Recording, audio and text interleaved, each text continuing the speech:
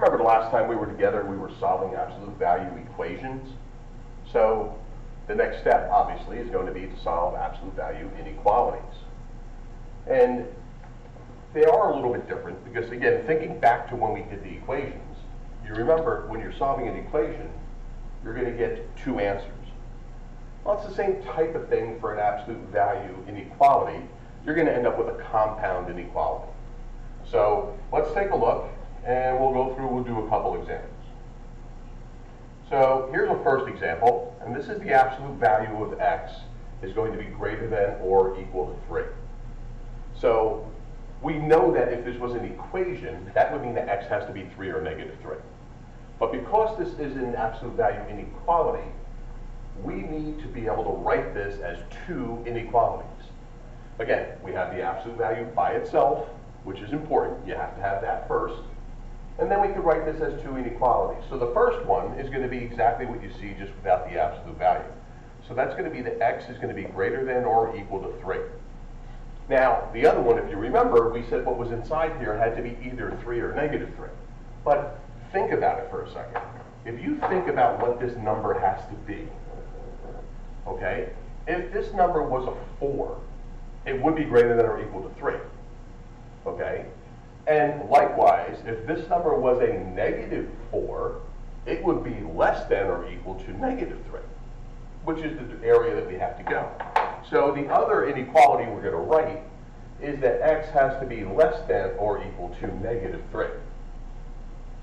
Now again, we can get the 3 and the negative 3. We can get these two pieces, okay, by thinking like an equation. Whatever is in here has to be 3, negative 3. Remember when it was an equation. So now what we do is we sort of think like we're applying that rule that when you're solving an inequality, if you have to multiply or divide by a negative number to solve the inequality, you have to flip the sign, okay? So that's really how we're thinking about this. And if we were to graph this, okay, again, putting it on a number line, you would see that if we had our 3 here and we have our negative 3 over here, okay, x being going to be greater than or equal to 3, so we're going to get the filled in circle here, right, because it has the equal to component, and then we're going to shade in the greater direction, okay, and then the other one, we have x is less than or equal to negative 3, so again, we're going to have that filled in circle over here, and this time we're going to be shading in this direction. So this should look familiar to you from having done compound inequalities. This is one of your diverging graphs, so this is one of our OR graphs. Okay, and that's how these start off. We're going to do a couple of examples so you get the idea. Okay, so here's our next example. Again, a little bit more involved than the first one, but still we have the absolute value by itself. So again, we're still thinking, right? Still thinking this thing in here is going to be your 5 or negative 5. Again, thinking like an equation. But when we write our inequalities, again, the first one is exactly what we see without the absolute value. And the second one is what we saw with the opposite sign, and this number being the negative 5. Because remember, what was inside here, right, in the terms of an equation, would be a 5 or a negative 5. That's where we're getting this 5 and this negative 5. Okay, so now we're ready to solve it. And here we'll subtract 3. So we're going to get x is going to be less than 2. Over here, when we subtract 3, we're going to get x is greater than negative 8. So now you can see we have the signs going in different directions. Okay? So if we were to write this as one inequality, what that would mean is that would mean we're going to flip this one around. So then we can actually take this, and we'll sort of line it up here so the x's are matching. Okay, and then we just sort of bring everything down. That would be a negative 8, less than x, which is less than 2. So hopefully at that point you can see this is an AND graph. Okay, so we'll graph it. And we'll have our negative 8. We'll have our positive 2. In this case, there is no equal to component, so your circles are not going to be filled in. And now we need numbers that are going to make negative 8, that x is going to be greater than negative 8 and less than 2 at the same time. So the only numbers that make that true are these numbers here that are in between. So this is what your graph would look like.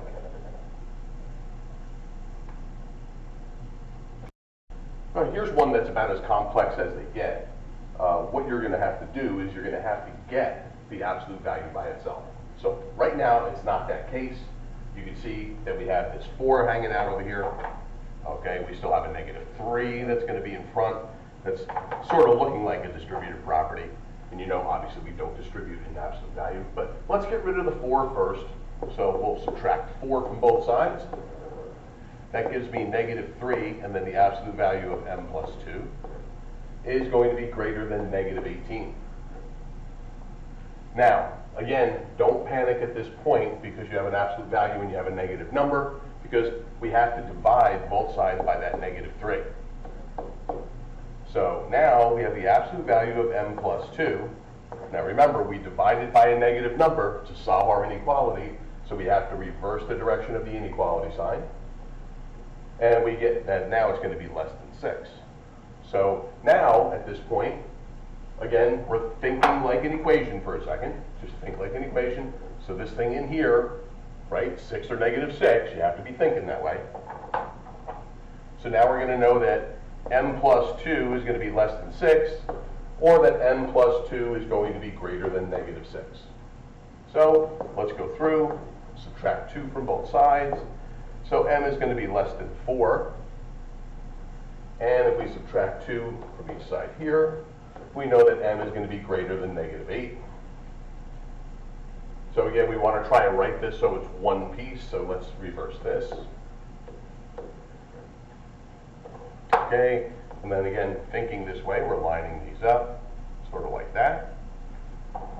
So we have -8 less than m less than 4.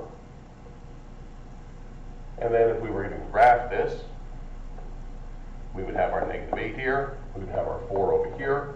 Both are going to be open circle because there's no equal to component. And we're looking for a number that's in between them, which would be this piece in here. Okay, this is the last thing that I really want to talk about. If you look at this inequality, it's telling you the absolute value of something is less than -2. Well, think about it. Is it possible for the absolute value of anything to be less than -2? It can't be.